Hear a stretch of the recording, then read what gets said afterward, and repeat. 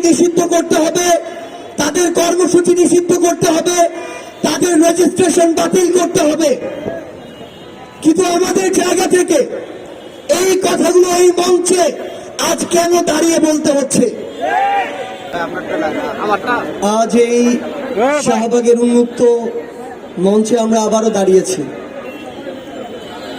জুলাই অভ্যুত্থানের 8 মাস পেরিয়ে 9 মাসে গিয়ে দাঁড়িয়েছি। কিন্তু সবচেয়ে দুঃখের কথা হচ্ছে আজ শহীদ পরিবার, আহত যোদ্ধাদেরকে সাথে নিয়ে আমরা যে দাবিতে এখানে দাঁড়িয়েছি সেই দাবি পূরণ হওয়ার কথা ছিল 2024-এর ওই আগস্টে। আমরা আজকে অনেক কথা বলছি যে আমাদের আওয়ামী লীগ নিষিদ্ধ করতে হবে, তাদের কর্মসূচি নিষিদ্ধ করতে হবে, তাদের রেজিস্ট্রেশন বাতিল করতে হবে। কিন্তু আমাদের জায়গা থেকে এই কথাগুলো এই মঞ্চে আজ কেন দাঁড়িয়ে বলতে হচ্ছে?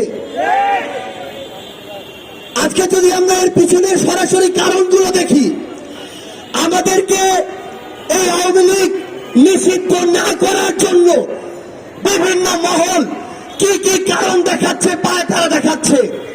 তারা আমাদেরকে শোনায় যে বহির্বিশ্বে তাদের ইমেজ ক্ষুণ্ণ হতে পারে। ওই স্টেক হোল্ডার, ওই কথা কথিত বিভিন্ন মহলকে আমরা বলতে চাই, বিগত 16 বছরে যখন পিলখানায় হত্যাকাণ্ড হয়, যখন শাপলায় হত্যাকাণ্ড হয়, যখন শাহবাগে, যাত্রাবাড়িতে, শনি রাখায়, উত্তরায় হত্যাকাণ্ড হয়, তখন এই বহির্বিশ্ব কোথায় ছিল? তারা আমাদেরকে ওই পশ্চিমাদেরকে দৃষ্টিভঙ্গি দেখায়। ওই পশ্চিমাদের দৃষ্টিভঙ্গি কোথায় ছিল যখন হেলিকপ্টার থেকে গুলি করে আমাদের ছোট্ট শিশুদেরকে হত্যা করা হয়েছে?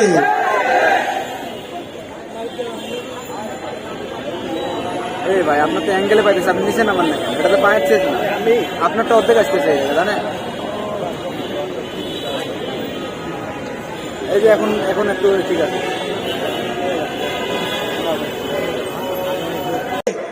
যে যদি এই বাংলাদেশের আগামী নির্বাচনে আবার আওয়ামী লীগ না আসে, তাহলে ওই ভারত কি না কি মনে করে বসে, যেহেতু ভারত আমাদের 3 দিকে আছে।